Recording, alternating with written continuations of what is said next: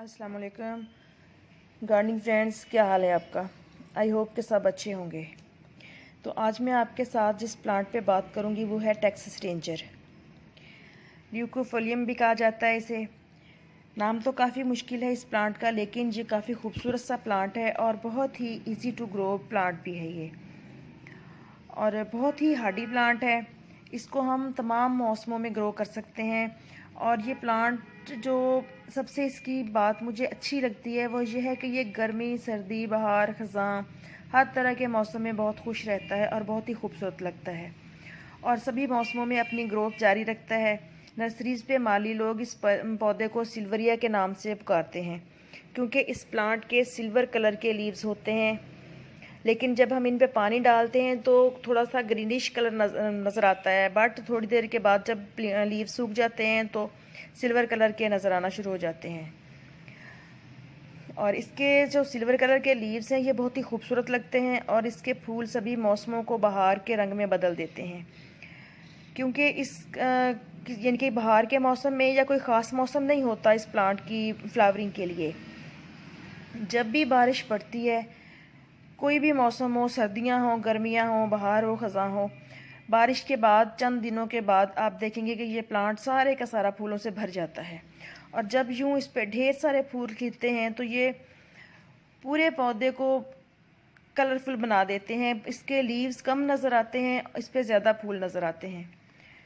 तो प्लांट बहुत ही प्यारा लग रहा होता है। इसकी तमाम शाखें फूलों से यूं लदी हुई दिखाई देती हैं। इस प्लांट की अच्छी नशोनुमा के लिए इसे गर्मी के अलावा ह्यूमिडिटी की भी ज़रूरत होती है। जैसे ही बारिशें शुरू होती हैं, हवा में नमी का लेवल इंक्रीज़ होता है, तो साथ ही इस प्लांट पे बेतहाशा कलियां बनना शुरू हो जाती हैं और चंद दिनों में ढेरों फूल खिल जाते हैं इस पे। और इस प्लांट को पानी की बहुत ज़्यादा ज़रूरत नहीं होती, यानी कि इस प्लांट को डेली बेसिस पे पानी नहीं देना पड़ता, क्योंकि इसकी पानी की रिक्वायरमेंट जो है वो बहुत ही कम होती है बनिस्बत दूसरे प्लांट्स के। बस जब इसकी सॉइल जो है अच्छी तरह से आपको खुश्क होती हुई नज़र आए तो फिर आप इसको दूसरा पानी दें। और टेक्सास रेंजर जो है ये फुल सन का प्लांट है, इसको फुल धूप बहुत अच्छी लगती है। और वैसे भी ये एक फ्लावरिंग प्लांट है, तो ऐसे पौधे जो कि हमें फ्लावरिंग देते हों, फ्रूटिंग देते हों, तो उनकी फुल धूप में ग्रोथ बहुत ही अच्छी होती है। इसलिए इस प्लांट को हमेशा धूप में ही रखें। मेरा ये प्लांट गर्मी, सर्दी, धूप में ही पड़ा रहता है यहीं पे, क्योंकि रूफटॉप पे तमाम प्लांट्स को समर सीज़न में भी शेडी एरिया प्रोवाइड करना बहुत मुश्किल हो जाता है। तो ये मेरा प्लांट गर्मी सर्दी यहीं पे पड़ा रहता है और यहीं पे ये सारे मौसम बर्दाश्त करता है।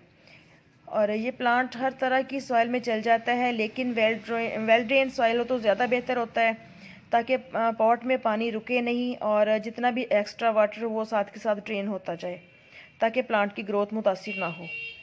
और इस प्लांट के साथ जो प्रॉब्लम बनता है वो ये है कि इस प्लांट पे मिली बग्स का अटैक बहुत ही ज़्यादा होता है। आप देखेंगे तो एक दिन आपको चंद एक इंसेक्ट्स नज़र आएंगे इस पे जो मिली बग्स होते हैं, लेकिन जैसे ही आप नेक्स्ट टाइम देखेंगे तो इतने ज़्यादा होते हैं मिली बग्स, इस पे ऐसे अटैक करते हैं।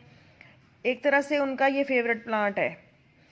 तो ये जो प्रॉब्लम है इसका तदारक करना फ़ौरन बहुत ही ज़रूरी होता है, क्योंकि ये जो मिली बग्स होते हैं ये सैप सकिंग इंसेक्ट्स होते हैं, पत्तों और शाखों में से रस चूस लेते हैं। तो प्लांट के डेड होने का ख़तरा भी काफ़ी ज़्यादा हो जाता है। तो इसलिए फ़ौरन कोई ना कोई हल हमें करना होगा। तो मैं इसके लिए यूँ करती हूँ कि मेरे साथ चूँकि 3-4 दफ़ा ये प्रॉब्लम पेश आ चुका है मेरे इस प्लांट के साथ, तो ऐसी कंडीशन में नीम ऑयल और जितने भी होममेड स्प्रेज होते हैं ये बिल्कुल बेकार साबित होते हैं, बिल्कुल भी कारगर नहीं होते। तो इस टाइम फिर मुझे कोई भी जो केमिकल्स वाले स्प्रे होते हैं वो यूज़ करने पड़ते हैं। लास्ट ईयर तो मैंने अपने पास स्ट्राइकर मंगवा के रखा हुआ था, तो उसका स्प्रे कर देती थी। लेकिन उसके बाद फिर मैं बाकी तमाम प्लांट्स की जो ज़रूरत है उनको देखते हुए मैंने अब अमीडा क्लोप्राइड मंगवा के अपने पास रखा हुआ है। तो जैसे ही मैं देखती हूँ कि मेरे प्लांट्स पे मिली बग्स का अटैक हो रहा है, तो मैं अमीडा क्लोप्राइड को पानी में हल करके तो मैं उसका स्प्रे कर देती हूँ अपने इन प्लांट्स पे। तो माशाल्लाह देखिए कितनी अच्छी ग्रोथ है और बहुत ही खूबसूरत से फ्लावर्स नज़र आ रहे हैं।